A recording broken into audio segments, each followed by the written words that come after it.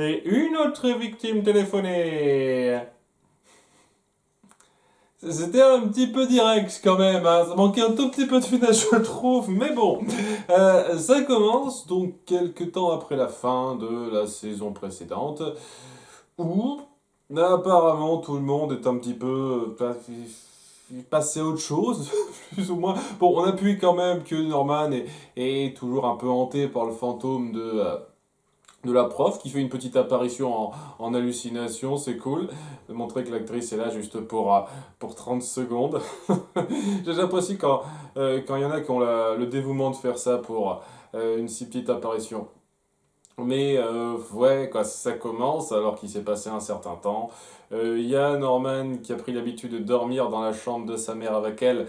Et Dylan qui voit ça et dit limite, faut peut-être pas prendre cette habitude-là, ce serait pas bien, hein. Et elle est un peu d'accord, Norma, mais ça va pas trop s'arranger quand elle apprendra plus tard que sa mère est morte.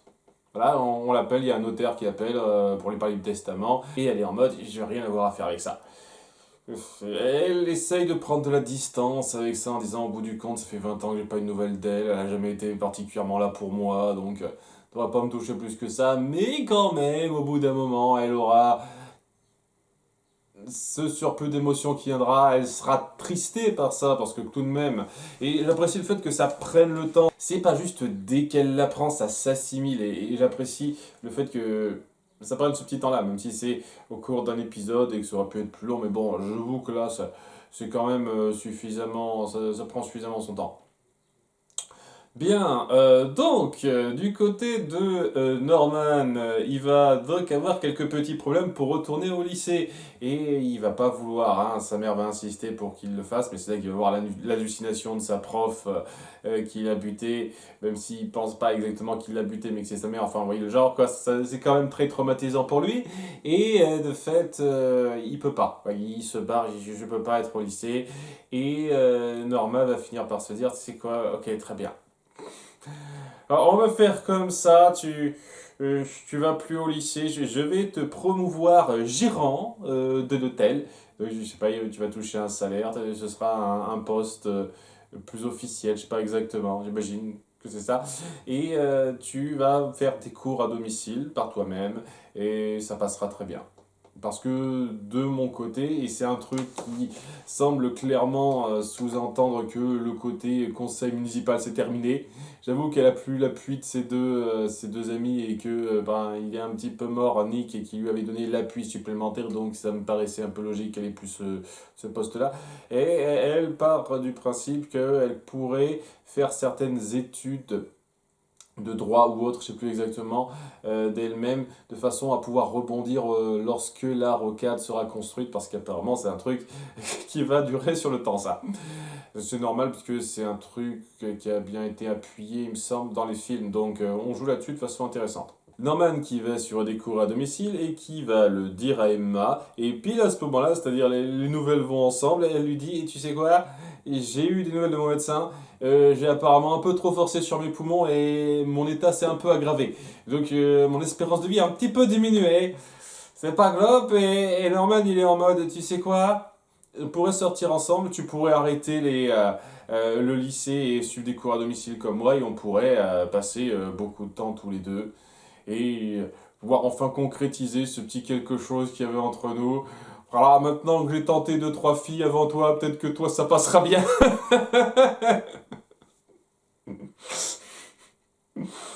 Je suis désolé, ça se ressent un petit peu comme ça quand même. Mais ouais, elle le prend plutôt bien malgré tout parce qu'il le présente mieux que moi, hein, évidemment. Et ça semble être parti pour une petite relation qui va prendre le temps et qui sera plus saine que les autres. Qui va peut-être justement pas durer juste une petite saison, mais je sais pas, on verra. Mais sachant que voilà, ça démarre pas sur les chapeaux de roue, parce que ce qu'il y a au centre de cet épisode, ça va être l'introduction d'un nouveau personnage qui apparemment va pas durer des masses de temps. C'est une fille qui s'appelle Annika, qui vient donc payer quelques nuits au motel et qui est assez attirante aux yeux de Norman parce que c'est une belle jeune femme assez sexy qui l'attire un petit peu et on sent que ça fait pas trop plaisir à Norman mais bon bien entendu c'est une cliente et il va pas trop loin et on va vraiment appuyer le fait qu'il a cette espèce d'attirance envers elle. Elle va être assez amicale avec lui au point donc de partager quelques petites discussions lorsqu'il va l'aider à changer une ampoule dans sa chambre, où il racontera un petit peu sa vie, elle racontera un peu la sienne. Elle indique de façon un peu subtile mais suffisamment compréhensible que c'est une call girl de luxe. Et il les collectionne, il a vraiment pas de chance, hein. Les tentations n'arrêtent pas de venir, hein. Et ouais, il a cette espèce d'attirance un peu physique envers elle, notamment avec ce petit rappel qu'on n'avait pas vu jusqu'à présent, je n'ai pas souvenir en tout cas, ou peut-être que j'ai zappé un moment de ce type-là, où elle prend sa douche dans sa chambre et où, par inadvertance, parce qu'il ne le voulait pas de base, il va se retrouver à épier un petit peu. Mais Norma va le voir, va lui faire une petite leçon de morale là-dessus et il dit oui, vous avez raison, merde, j'aurais pas dû. J'apprécie sincèrement qu'on mette en place par à-coup cette psychologie très torturée du personnage et assez taré aussi, hein, on va pas se le cacher. Donc ça c'est un bon point, c'est plutôt bien amené. Et donc à cause de ces petites tentations, lorsque à la fin de l'épisode, elle viendra demander un petit conseil pour connaître l'emplacement d'un endroit précis où elle va faire part de ses services. Et il y a Norman qui se propose de l'accompagner pour lui indiquer le bon chemin et en disant ouais en plus j'ai pas loin je devais aller chercher quelque chose ça m'évitera de faire le chemin à pied aller au moins le retour je rentrerai à pied et donc sur le chemin elle parle un petit peu de sa profession en disant c'est physique, c'est pour le job, c'est pour l'argent, parce que contrairement à toi, moi j'ai pas eu la chance d'avoir une mère qui m'a un petit peu aidé. Apparemment son père était un connard, elle aussi. On les collectionne, hein, ceux-là, dont elle en a parlé rapidement. Et elle parle du fait que s'il y a quelque chose de physique et que des fois ça peut même être agréable, et de fait on sent le côté un peu bouillant à l'intérieur de Norman qui a du mal à se contrôler. Et on montre pas ce qui se passe ensuite, on fait une petite ellipse où à la fin, il y a la voiture qui revient avec lui seulement qui la conduit. Ce qui sous-entend beaucoup de choses. Donc, rebelote en rechute très rapide. J'avoue que j'aurais pas été contre qu'on le fasse un petit peu moins rapidement, ça, parce que si ça doit se faire aussi rapidement après chaque coup, ça va être. Il va les enchaîner un petit peu beaucoup quand même. C'est le cliffhanger de fin. Donc, la nouvelle grande intrigue, ça va être comment on va gérer la mort de cette fille et ce que ça va impliquer. Étant donné que bon, c'est une call girl de luxe qui est peut-être liée à des événements avec des mecs riches un peu influents, peut-être qu'elle a des habitués et que ces habitués vont vouloir un tout petit peu enquêter. Ce genre de truc. J'essaie un petit peu d'imaginer, d'envisager ce que ça pourrait être la suite. Bon, c'est pas tout à fait terminé, parce qu'il y a quand même la sous-intrigue autour de Dylan qui essaye de faire de son mieux malgré le fait qu'on lui force un petit peu la main de se ranger de tout ce merdier. Il a décidé de monter une petite ferme, un point d'agriculture à lui, réglo, avec des papiers en règle, des plantes qui sont pas illégales évidemment, de façon à ce que ce soit plutôt pharmaceutique et que ça aide les gens. Et si possible, s'il peut avoir suffisamment de quoi vivre, il pourrait peut-être même s'installer dans cette grange et se ranger calmement. Il y a malgré tout apparemment toujours des gens de son ex-emploi qui veulent lui venir en aide puisqu'il y a quelqu'un qui a assigné Gunner, donc l'ex-petit copain d'Emma qui apparemment n'est plus avec elle. On n'a pas appuyé une seule seconde à cette rupture mais bon, j'imagine qu'après avoir manqué de la laisser se tuer avec Cody dans l'épisode de la saison 2, ça c'est pas très bien goupillé par la suite. On va dire que c'est ça. Dans sa tête, Emma, elle se dit, ah là, je suis passé d'un petit narcotrafiquant light à quelqu'un de beaucoup plus cadré, de beaucoup plus sûr, oui, j'imagine. Mais bon, voilà, il est toujours là, le gars. Gunner, faut que je me souvienne de ce prénom-là.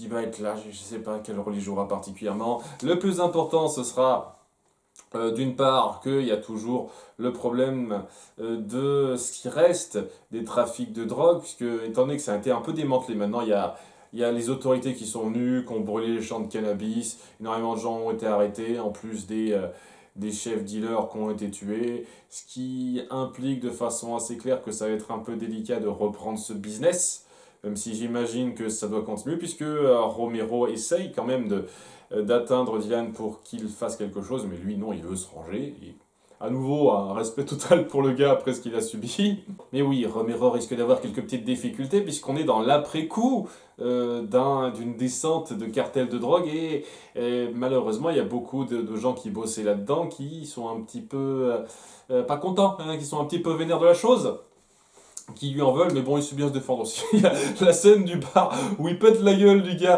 qui est en mode micro-agression. J'avoue, celle-là, elle était énorme. Mais ouais, ça risque d'être un petit peu délicat pour lui. Et il y a aussi le fait que Caleb est de retour. Eh ben oui, son oncle papa. Les deux sont possibles, et oui, hein, on le sait maintenant. Il est de retour parce qu'il cherche un moyen de parler. Il est de retour parce qu'il cherche un moyen de parler à son fils, dont il reconnaît maintenant qu'il est son fils, parce que dans la saison précédente, il n'était pas tout à fait à ce stade-là. Et il essaye un tout petit peu de l'approcher. Alors au début, il est très frileux à ça, hein, Dylan. Il est genre, va te faire foutre, mais il semble trouver de bonnes excuses pour rester un petit peu. Ils ont joint de culasse capété, ce genre de truc, vous voyez. Ah, je peux pas partir, mon camion il va pas bien. Comme par hasard, bien sûr. Et donc ça le fait rester un petit peu. Et c'est surtout une bonne occasion pour jouer sur la révélation dont j'ai fait part au départ. Leur mère à lui et Norma est morte. Et étant donné qu'il a touché un peu d'argent, il se dit qu'il pourrait peut-être le partager avec son fils. Apparemment, il a plus ce truc de grand projet à financer dont il avait parlé dans la saison 2. C'est mort ce truc-là, j'ai l'impression, je sais pas, peut-être pas. Et il force un peu le trait pour passer du temps avec lui. Et Dylan, qui semble froid à l'idée, semble s'ouvrir un tout petit peu sur la fin. Voir comment ça va évoluer, ça, parce que bon, évidemment, il veut pas que Norma sache qu'il est là, Caleb. Et si jamais elle l'apprenait, et même si lui et Norman se croisaient en mode vraiment, c'est mon demi-frère, là, ça risque d'être un petit peu délicat, puisque leur dernière rencontre à lui et Norman, c'est pas super bien passé, quoi. Enfin bon, ça peut promettre pas mal de choses, et j'espère que ça va durer plus de 2 épisodes, ce coup-ci. Ça serait cool. Donc ouais, cette partie-là j'aime bien. C'est un bon épisode d'introduction. C'est juste, ça va un peu vite sur le côté. On introduit un nouveau personnage pour le tuer rapidement. Enfin, c'est clairement l'impression que ça donne. Annika, je suis sûr à 99% qu'elle est morte là. À moins qu'on nous fasse une espèce de feinte à la con. Genre, elle est restée là-bas en disant à Norman, tu sais conduire, c'est pas grave si t'as pas ton permis. Tu peux ramener ma voiture tranquille pendant que je reste là-bas. De toute façon, quelqu'un me ramènera en voiture à l'hôtel. Je pense pas que ce soit ça. Ça me surprendrait beaucoup que ce soit ce genre de feinte qu'on nous fasse. Ça semble indiquer de façon super claire qu'il l'a buté et que ça va être problématique pour la suite. Ça me semble être assez évident que c'est ça. Oui, cette partie-là va peut-être un petit peu vite dans l'idée, mais au-delà de ça, c'était assez très efficace comme introduction et on va voir un petit peu comment ce sera géré par la suite. Caleb notamment et la suite de l'affaire Annika. A bientôt pour l'épisode 2. Bye!